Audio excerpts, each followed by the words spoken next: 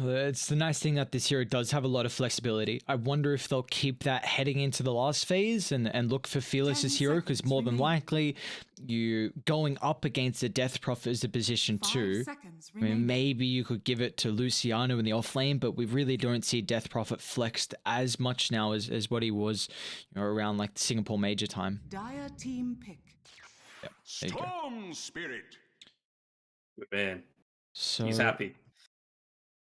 You already came into it. You predicted. What's going on? You're like, all right, Storm Spirit's going to be played today. Fearless. He's like, okay, I'll keep my word for you, Danog. We'll pick up the Storm. Against the Earth. Still doesn't have to be Fearless. Still doesn't have to be. That's Remember. true. 5 so seconds remaining. I agree though. Against the Earthshaker, we saw that was one of the big counters when Storm Spirits were just running rampant absolutely everywhere. Just being able to have it from the sidelines, the fissure into the Death Prophet silence, perhaps to be able to catch him out, but still they are lacking a fair amount of lockdown outside of that fissure. We saw a couple times so far through the Pro Series of what the Phantom Lancer is able to do, especially yesterday, is a big showcase. Of course, Yopaj had an incredible performance, but still Paulus was a big issue on the PL, and it's looks like it's going to be a pretty similar case for him in this game too. They don't have the greatest answer.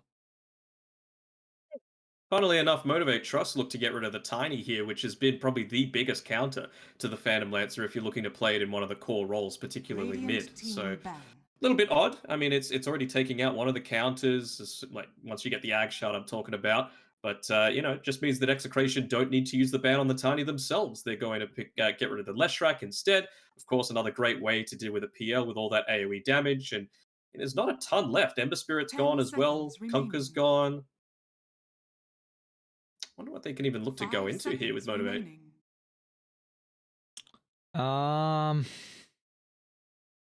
This couldn't be the Underlord. Underlord versus Death Prophet. I don't like that too much because of the percent damage, but not a huge fan. Yeah, it doesn't. You got Storm to start, Lion to start as well, so you're not really into the worries about needing someone to initiate. I think you need some more AoE damage in your offlaner though for MG.Trust. You can put the Storm as a 3, but I don't see where you're going to get a position 2 counter then, so I think you're comfortable with giving Fearless the Storm, maybe thinking about a Legion potentially. The lane matchup's pretty good versus PL, although he does have a very, very strong laning support in the Enchantress. You're recommending your most hated hero of all time, the Legion Commander. Yeah, I know. I don't hate the hero. I don't like him in this meta though. That's what, it's just, this meta I don't think is very good, but I enjoy watching the Legion. There's games where you see the person pop off, but I'm trying to see some AoE offlaners that can help deal with the Phantom Lancer as the game goes on, but they're going to have some big struggles. What about a Magnus? It doesn't synergize together with the Empower with everything else, but I feel like it just gives you a lot more team fight potential, especially against the likes of a Death Prophet. I can say I wasn't. Alchemist instead. All right, I wasn't going to predict that. Whew. So yes, offlane Alchemist could most it be? Likely with a Dawnbringer 5. What, you think it's actually, no, you're right. Because I want the Dawn to be with the Gyro. I don't want Lion Gyro lane. So, but the 5 Alchemist though. the 5 Alchemist, how good could that be? I think we're looking for Luciano's hero. Anything that stands out quickly, give us something. Just aggressive.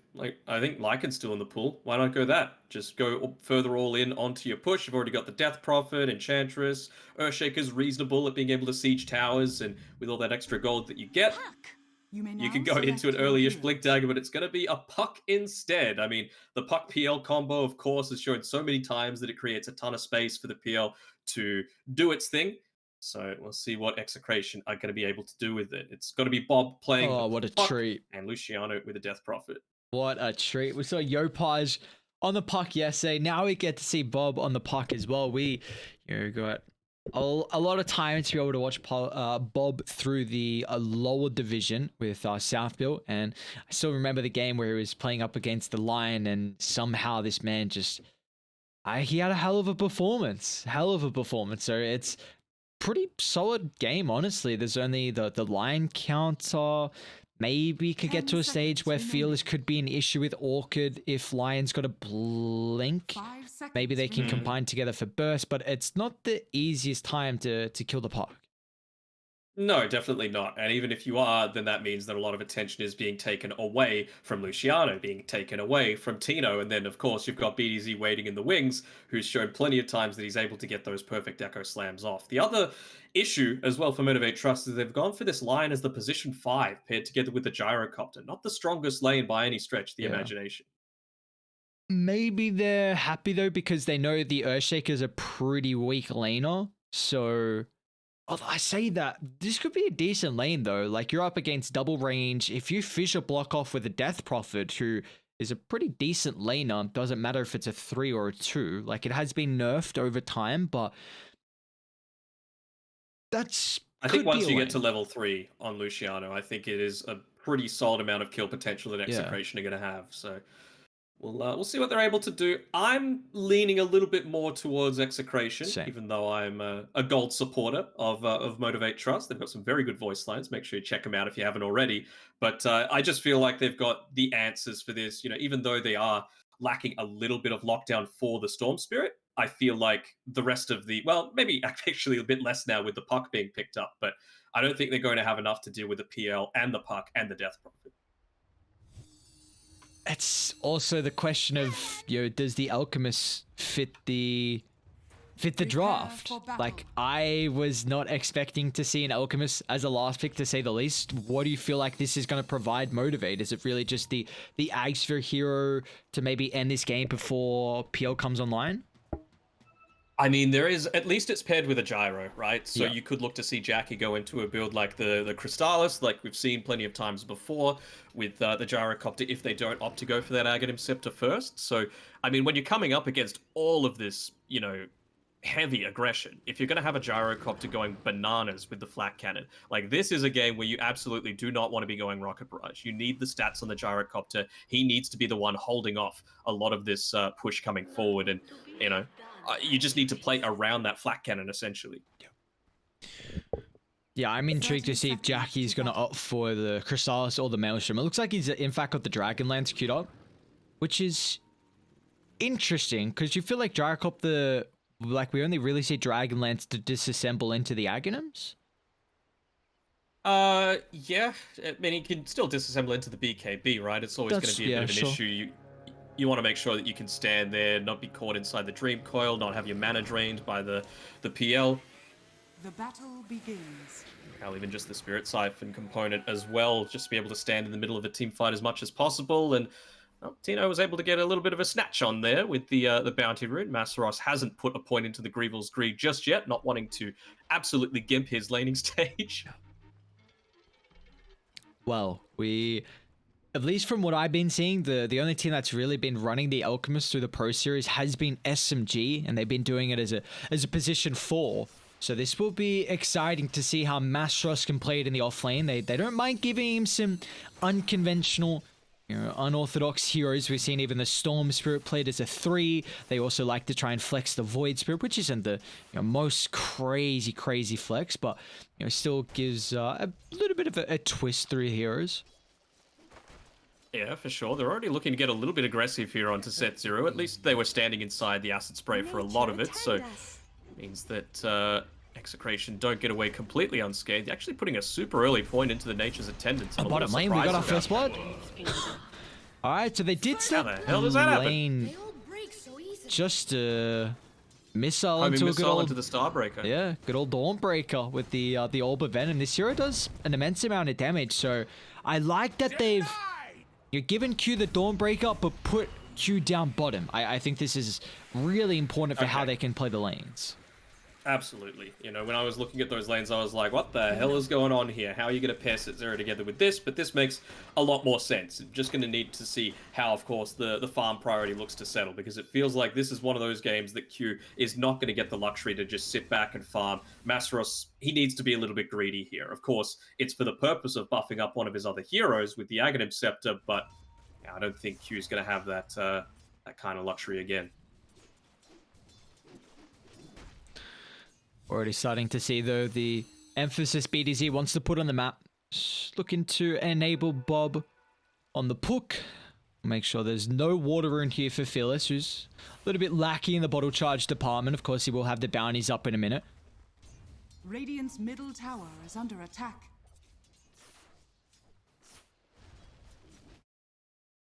They're with us. Mastros on pretty low up top at the moment. They're just going to play on the outskirts of the acid spray. They don't want to commit into that vicinity, and unless they do so successfully, they'll bring up the kill RR on the Enchantress to get it. I mean, it makes complete sense, right? As soon as they hit level 2, they of course have a huge kill threat, because you've got the enchant available on RR. He's gone the Blightstone level 1. You've already got good range with that Enchantress, and yeah, I think he's just going to be looking to harass out the Lion and the Alchemist as much as possible. He'll even look to get the D-ward off here before the 3-minute mark, so you can either look to pull or... Oh, actually, Set Zero, nicely done, able to block it off again. Might even get the D-ward off, so very nice by the Lion. Gives him the business as well. It's a Stupendous. little bit of a different lane here, of course, for the position 5, but he seems like he's still at home. Doesn't matter if he's playing top or bottom. Regards for Motivate, he's doing very well, trying to enable Mastros, who, of course, we did see die earlier, but see if this Alchemist can really find what has to be the early Aghanims that they're looking for. This is very unfortunate, though. These damn creeps, you know, sometimes they just do what they want themselves. I feel like what he was trying to do there was the correct decision, in that, you know, if you're against this Enchantress, this strong lane, you just don't lane. You look to pull the creep wave away as far as possible. He's still able to get the range creep and the full melee creeps, but it's not going to disrupt the lane equilibrium quite as much as he was thinking.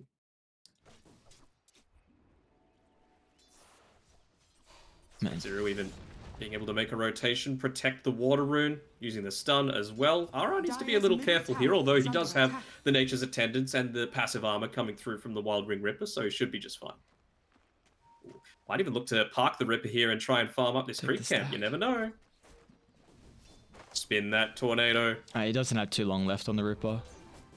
Ooh. We'll at least try and take a little bit of it. They've got a Shard Golem coming out. They do lose the Courier from Jackie, which was the full wand and the Glover Haste, so he's been having a very solid start to the lane, like 23 and 14 compared to the 10 and 1 on Luciano. So you were highlighting that this lane could be pretty decent for the Death Prophet if it was against the double range, but you know, considering his, you know, they brought Q down, we see the difficulty that the Death Prophet is currently having. Yeah, and because of that first blood as well, he was spooked a little bit. Like, of course, it's important to have 2 points in the Spirit Siphon, but we've seen a couple of times now the Crypt Swarm being used to try and secure some creeps, and it's just not enough at level 1. He's only just leveled up to level 4, so now he's at least got that 150 damage to be able to secure creeps from afar. And I was saying before, you know, we won't be seeing the point in the Rocket Barrage. I think that was just to secure the first blood there, so... Not too bad if it's just one skill point to get that, of course, lane advantage, which is so important these days with snowballing the laning stage. He's going to go down up top. He's keeping a close eye on it. They might get the kill back on RR. Nice rotation here from the Dawnbreaker. But they have a lot of poke and prod here for Execration, and still have to be worried about giving a Phantom Lancer a really good start to this game, because I think as the game goes on, you should have a pretty good late game matchup, especially versus the Gyro and the rest of Motivate's heroes.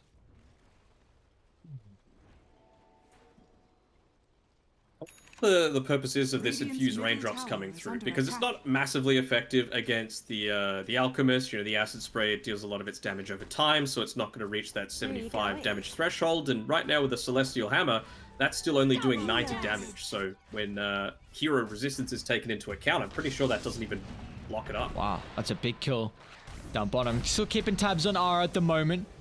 He's going up against 3 of Motivate's heroes, but they can't kill him. So Jackie, meanwhile, down bottom. Looks like that was just a rotation from Bob to pick up the kill with the Dream Coil. Still trying to hunt down RR.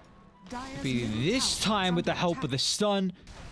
Trying to make sure there's no escape avenue, and yeah, they'll claim it. Although it's just an Enchantress, I think he's going to be totally fine with all that space that he was able to create. Maybe even spotted out the fact that he's been warding up this area a little bit. Radiant's middle Do tower still see is though. under attack. They got the position 1, position 2, and top of the net worth. Of course, Luciano's not having the greatest game at the moment here. I wonder whether they're also going to look to funnel some of the gold to BDZ as well. Will this come through from maybe Bob making rotations or trying to farm up the jungle at some stage?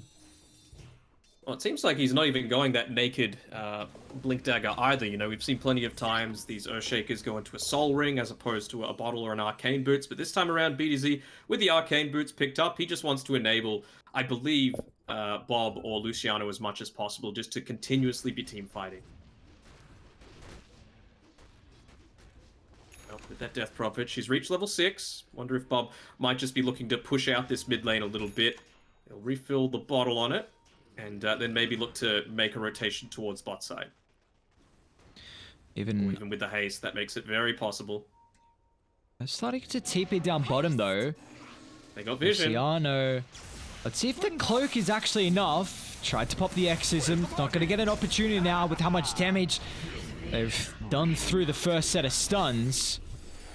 The rest of Execration looking to try and get some redemption across the map as they'll find the kill on set 0. So a 1-for-1 trade, but Radiant have to be happy with that considering you're funneling more gold into the Storm Spirit who's looking to rush the Orchid. Set 0 lived for a really long time there as well. So even though he was underneath vision the entire time, he was constantly juking out Puck's abilities. Very nicely done there by Set 0. Fearless actually walks on into BDZ. Has to be a little bit careful considering how low on mana he is, but there's some lag coming through with some packet loss, but I think you should be just fine. Although I say that, the Dream Coil could come into the equation considering the Converge has been used on Q to close in from the Celestial Hammer. They have the Orb on cooldown. Waning Rift is only level 2 as well, but Phyllis doesn't have too much mana. They have any TPs though yet. There's one on the gyro, but they're actually just going to turn back, kill off BDZ, so the coil will have no factor here from Bob. So we're going to be cautious though. Set 0 just out of range, and well, Q thought they got the clip. Wise. See, there we go. That's why Lion's not picked anymore. That 50 less cast range. There's a reason why. A prize. Yeah, again, just looking to buff up Bob as much as possible. Another bottle refill, and now he's towards the bottom side. Without using the Exorcism on the previous gank attempt, it's actually a blessing in disguise because they should be able to secure this tower fairly easily with the other lanes pushed out quite effectively as well. Yeah, well, they'll have to drop the coil to get the kill on the Dawnbreaker, but not the longest cooldown. They can now look to transition this back into the objective. I was going to say that I was a bit worried if Execration weren't able to convert these early Exorcisms into towers, considering Radiant have a very greedy lineup in the Alchemist 3, who's just looking to play completely on his own side of the map and work towards the early Aghanims. Yeah, for sure. I mean, Master Rossi, of course, just wants to be farming up the storm as much as possible. He's doing that by, pulling creep waves into camps, realizing that, look, if they take that tower, we need to make sure that we're getting something in response. We can't just let them do whatever the hell they want. And, he's got that extra layer of survivability with the Chemical Rage. He's trying to make him work for this kill. They're actually even going to get it, man. This hero is so annoying. It's just 1 point untouchable, and 2 in Nature's Attendants. You can barely kill him, and now Luciano. Well, hold on. He's walking in the acid spray. Oh, no, he still ended up dying, but now in the river, Set 0 cut off a beautiful fissure, locks him into the death trap.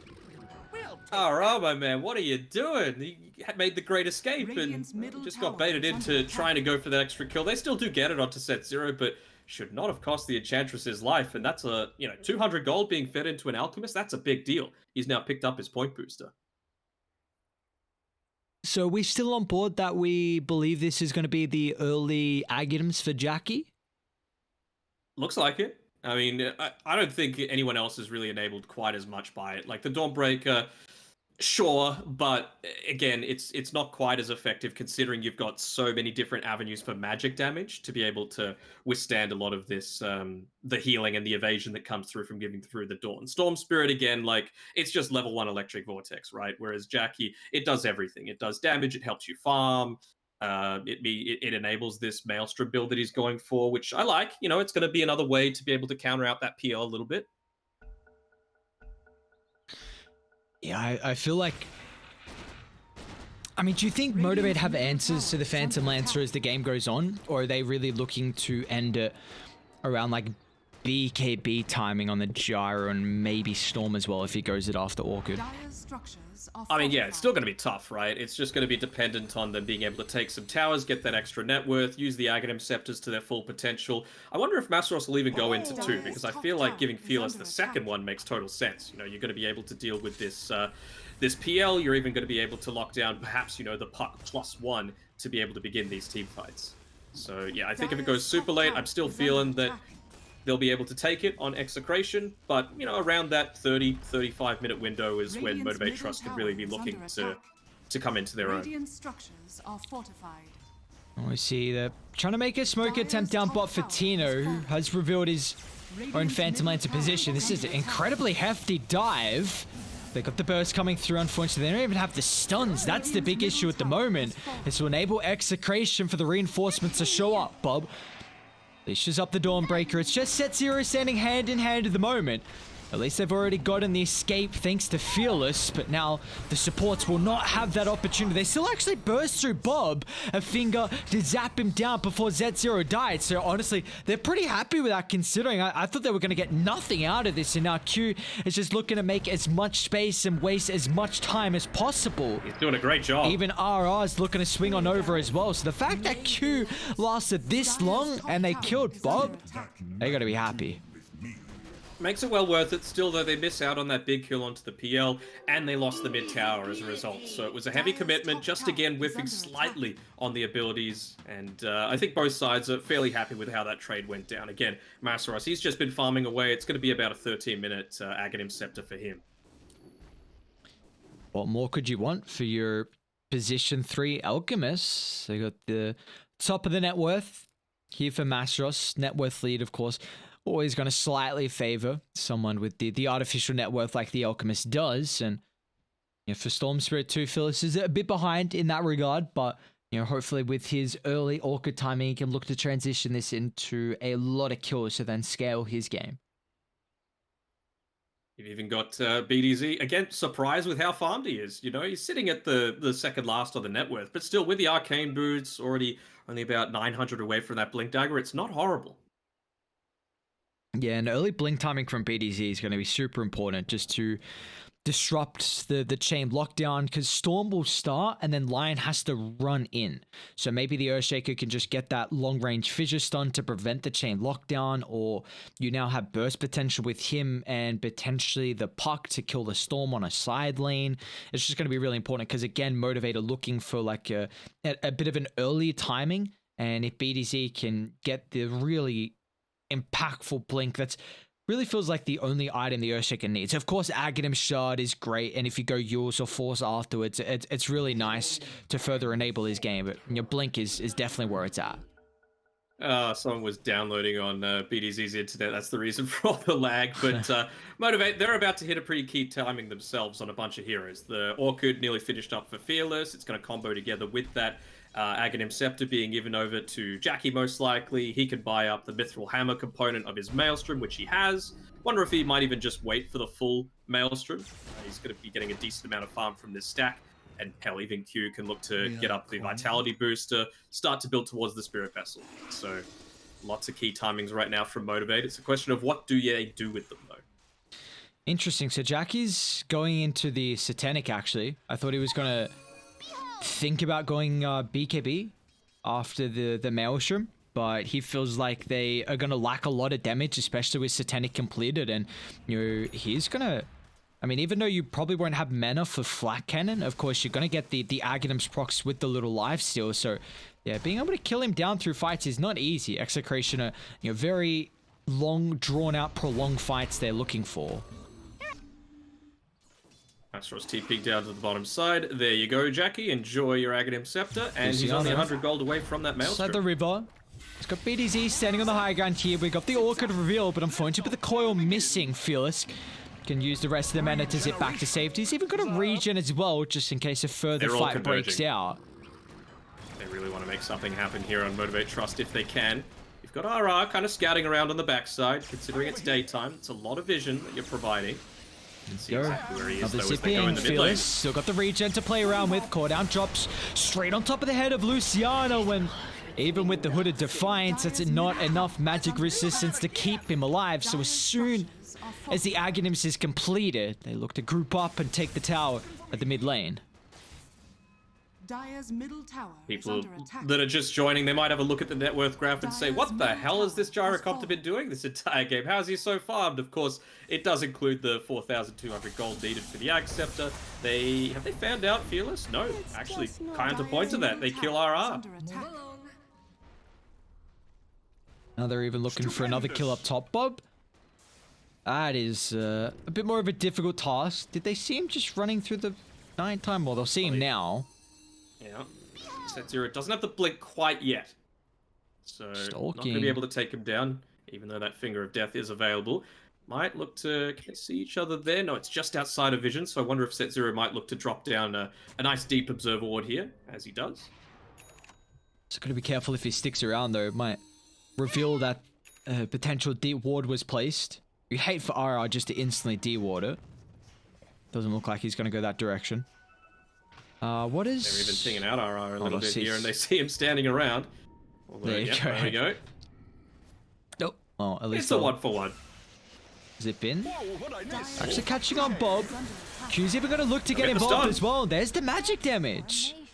A quick 1-2 punch here from Q and Fearless is enough to knock out Bob. Dire's top tower is under attack. Needing the Finger of Death for it, but of course you're very happy to do so. I mean, they're pretty damn strong. You've got Acid Spray. Oh, nice scan. The recognition. I don't think they could have done that without DD, so just trying to make sure they don't have the attempt. This could be a disaster. They've got Blink on Earthshaker, Exo, and Coil. Puck's still down though for 3 seconds. He's not going to be able to rejoin it before the Roshan falls. BDZ, he needs to find an answer. The BD will get it before the Aegis is claimed. Someone pick it up. He got it. BDZ will be able to do so, but meanwhile, they've slain the Death Prophet. Now they can deal with round 2. Bye-bye Earthshaker, and RR's almost falling down low as well. Phantom Lancer, he doesn't have the items to take the team fight. It will try and hide through the Doppelganger, the Illusion Duke. It's not going to be enough. Or will it? Going to the western side. Yeah. Will it? Will it? Tino? Oh my lord, I thought they found him. Bob kills off Set0. Tino's even going to go back in. May you ride on nether zephyrs. Got 2 heroes sticking around. Who's going to land onto Bob? Again, without the Lion and Storm Spirit nearby, they're lacking a lot of the easy stuns to get the connection. And now Dire after the respawn. Looking to converge around the middle lane. But they did use a lot of ultimates. I don't know if they can continue with this fight, especially with how farmed Jackie is. Yeah, I'm positive that they can't continue that team fight. You know, BDZ, again, coming in clutch, able to take away that first Aegis. And again, it's so important to their timing, right? Like, sure, they're 5k ahead, but you're against a PL, you're against a Puck that scales amazingly, and he's even going to be going into the Yule Scepter to be able to counter out a lot of this chain lockdown that they're looking to go for.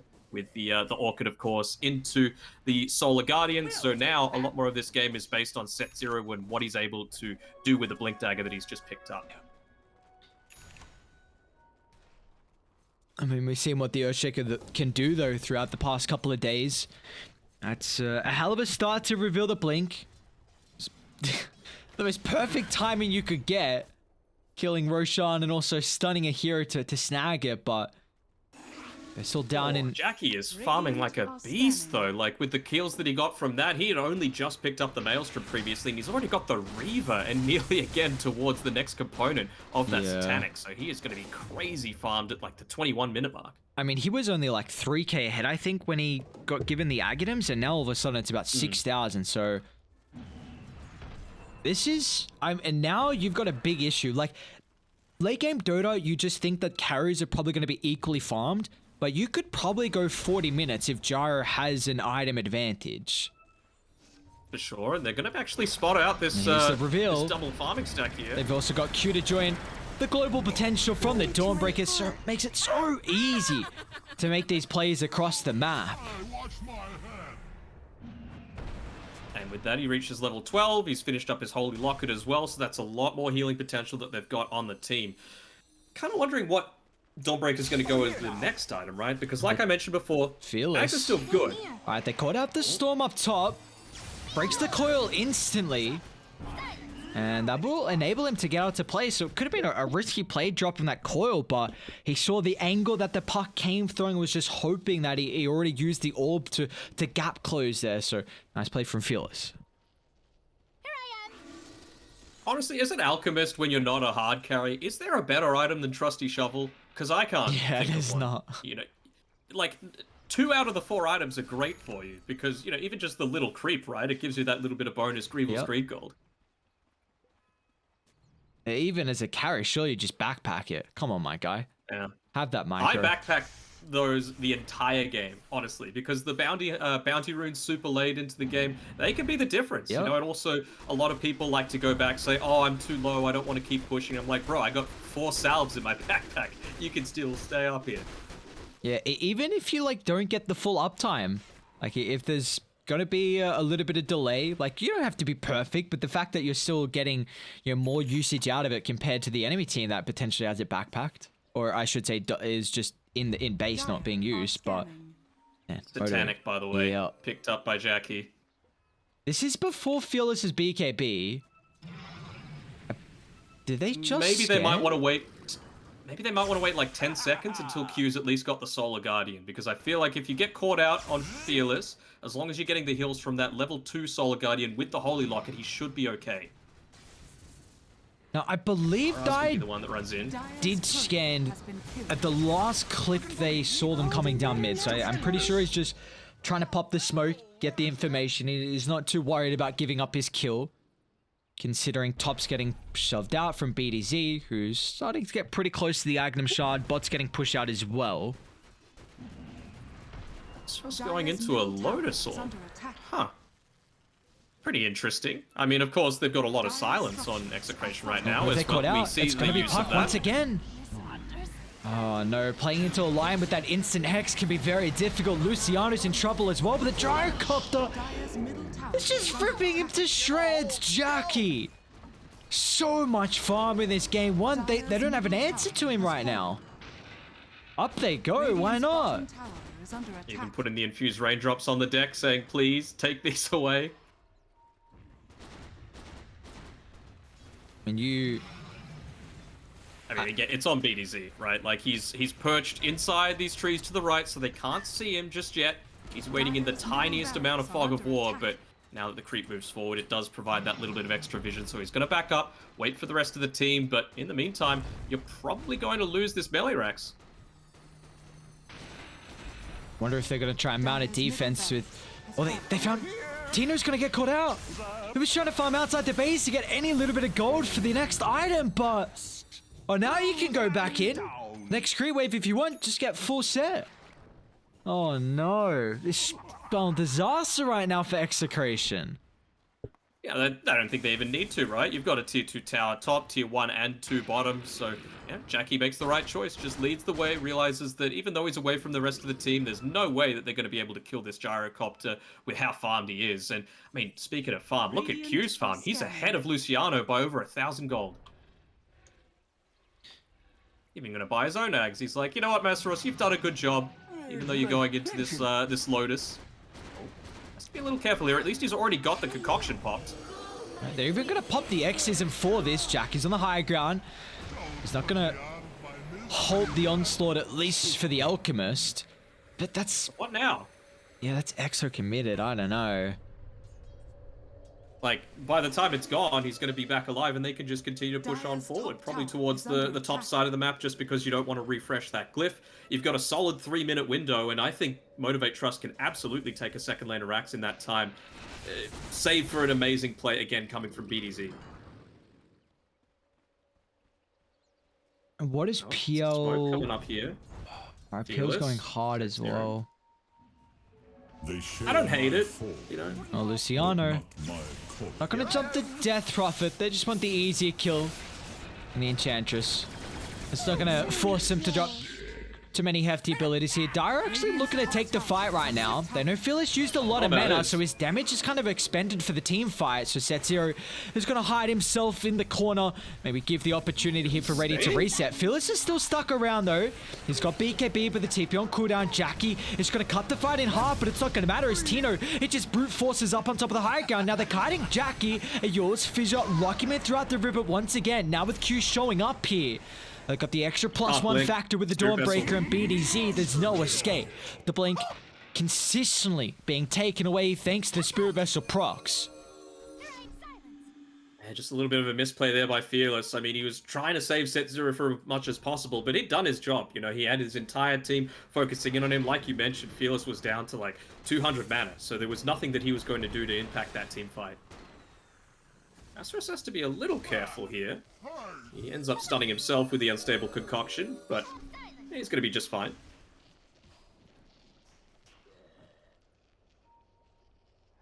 Oh, we're seeing at the moment though, Tino, I'm just not getting any closer in farm to the Gyro. Like, Yeah. my god. They just kill out Bob mid. Apologies. Just another pickoff. Was that without the Lion? It looks like it was.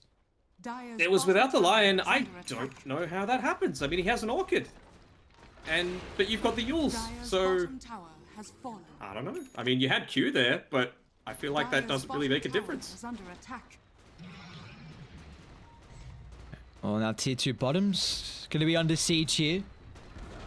Jackie's continuing to posture. Just wants to force Execration back across the map, and if Motivate stick around, potentially just a tier 3 town reset. This will give an opportunity to maybe get top shoved in if they force Execration back, but they're still not coming. I mean, your high ground's getting sieged. He's got 3 seconds left on his TP, so he's trying to shove in this top lane as much as possible. He's finished up his heart, and you've got the entire team there ready to defend.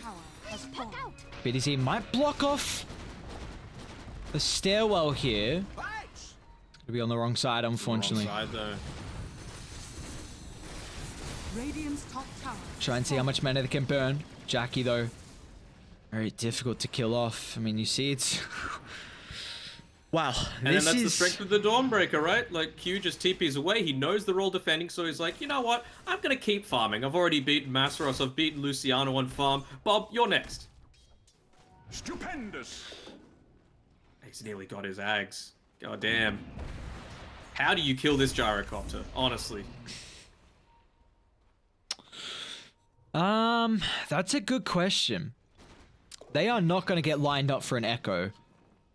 Like, Storm's going to play the back, so is the Lion. Dawnbreaker's going to be across the map. I mean, Jackie's going to be so far in the front that you can't get, like, a multi-hero Echo. If Q's able to get his level 18, that's enormous as well. Like, it's just hit the 27-minute mark, so you've got all those neutral items available. It just feels like, all right, I'm trying to think of how Execration need to take these team fights. It's very hard to see anything other than just an enormous Echo Slam trying to turn the tide for them. So, I mean, I guess just trying to chain lockdown Fearless, but again, it feels like it's going to be so hard. Maybe you need to make a play kind of similar to when you're going up against a Spectre lineup and treat this position 4 Dawnbreaker like the Spectre, where he's the one that you need to go on, because then at least you've got the outnumber. We saw what happened previously by the bottom triangle for Dire, like in the river fight, where they kind of avoided the gyro and got the kill on Fearless, and I think that just has to be the story of the next couple of fights of Execration. If you can take the fight, I mean, inside your base makes it very easy for Motivate to get set up in a formation. Like, Execration have to somehow, you have to brute force past the gyro unless you smoke wrap all the way around. But I don't know if you can take a fight outside the base as well, because then it might, I mean, maybe you catch them off guard and they're not set up in a formation at the moment. I just think you have to avoid Jackie, and I'm struggling to see who can control him so he doesn't kind of stay in front of the supports. are fortified. I mean, you just need to wrap around. That's the Radiant's only bottom option tower right is now. under Like, attack. it's going to get even worse. Masteros, he was the one that picked up the Aghanim shard, so he's got the Berserk Potion. You're already giving a Solar Dire's Crest top over to this tower is insanely under farmed attack. Gyrocopter. And, you know, they could just look to dispel him, even if it just to help with the siege, right? The extra 50 attack speed Dire's top is, tower has fallen. it just forces Execration to have to defend. So it's on them to make this quick Dire's reaction, top to tower make it is not under obvious attack. that they're looking to wrap around. But, I mean, it's only a matter of time. Like, 5 seconds, this tier 3 tower is going to be gone. No glyph. We'll see how the backstab can come through. They're smoked They're going up. for it. BTS, Fearless. They've got the vision right now. The vision Found just him. might be enough stunlock, and it is. So they don't have to commit the Echo Slam. Now they're going to try and transition to Set Zero as well. That's incredibly key component here. But now with the buyback, Fearless looking to get involved, but they haven't got anything out of this. Oh, Or they found have Bob. they, Bob? Oh, the Solar Guardian stun. It's enough. He does have a buyback. He's going to look to rejoin, but now with the backline as well. Fearless is going to be cautious at BKB, giving enough opportunity to zip on top of the backline here, but still, once it expires, gotta kill he bought Fearless. back previously. The Hex is out on top of the real Phantom Lancer illusion. Tino still out to safety. Jackie, they don't have the damage at the moment till the Finger of Death comes out the nick of time, but still.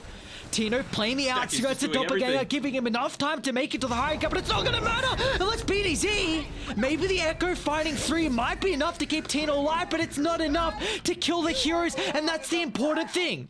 Because Jackie's still unscathed through this fight. Bob's also going to fall? Maybe a He's dieback got bully his, to get out. Yules. He's got the yours, Buster. Buster! Bob! Dire's middle Oh, barracks that was a is buyback as well. Yeah, it's GG. Oh. They just can't get past Jackie. They tried. They did the absolute best that they could have. One more even attempt. forcing the buybacks out of it. Oh, you see instantly Q just like man. joins Jackie. They've got Exo. So Tina's going to try and jump Mastros in the back line, but meanwhile Jackie's just ripping apart every single Megas. hero on Execration as Luciano is trying to dodge, but a buyback coming through once again with Q. This Solar Guardian is just staying so far up in the air. Finally he'll slam down. The evasion and the heal helping out Mastros, continuing to keep his life. Jackie's still, I mean, it's got round 2 at the ready. They haven't even gone through the first goddamn life. How do you kill Jackie? So they have to pay attention to the rest of the key components, which Q's going to be the target at the moment. Tino will be able to do so successfully. Some of the respawns are coming up shortly as well. Jackie will turn to RR, just brings him down with ease. Mastros still has another round of the ultimate as well, but Tino, he hasn't had the opportunity to stack up the illusions. The Gyrocopter, the raid boss that he is this game, the Alchemist just further enabling him. They can go back, take the last set of racks, make it Mega Creep, Set Zero, Fearless back alive as well as Execration. It feels like they're just going to be forced to tap out. Tino's doing whatever he can to keep themselves in this game. He'll try and bring down Fearless. Now he will do so successfully, but I don't know if it can bring them anything. Still, Jackie in the middle, the midst of it all. I mean, you just can't go through the gyro. I mean, it feels like it's the style that people needed to do against SMG. They got to pick off everyone else, try and ignore the Yeah, they're Gyrocopter as trying. much as possible. Well, Bob's back alive. Again, Mastros. Mastros just runs to Jackie. He's got Chemical Rage for another half duration, maybe with the help of Bob's damage as well. But, I mean, you got to be cautious. Jackie's still able to stand his ground the Aegis and will tick out in 28 seconds. It might actually just take him that amount of time to bring down the first life, or will it? They'll kill him at once. Alchemos is going to look to buy back and rejoin by the outpost, but that's too far away. Jackie, can he stand his ground? BDZ, he's got the Echo Slam as well. Has to play the outskirts to make sure the blink doesn't get cancelled, but still, Jackie is so gotta use his mana. survivable. Alchemist is almost able to respawn as well. Berserk How about Potion. Lotusaur? Berserk Potion still Jackie. He will finally fall. But you're up against Megas, and the odds not in their favor. still going. As Q's able to respawn, a buyback as well from Jackie. Does he boot to travel? Does he TP to the outpost? It's going to be the PL show. You're all up against the back of the illusions. Tino, you're up against the world. This is how Still you a can 26 show PL who's the though. better carry. It won't matter. Objective-based gaming. Back onto the throne they go. Fearless, Jackie, hand in hand. Who cares about the heroes? Let's kill the throne and take game 1, and that they will. Oh, just a little bit of a long team fight there.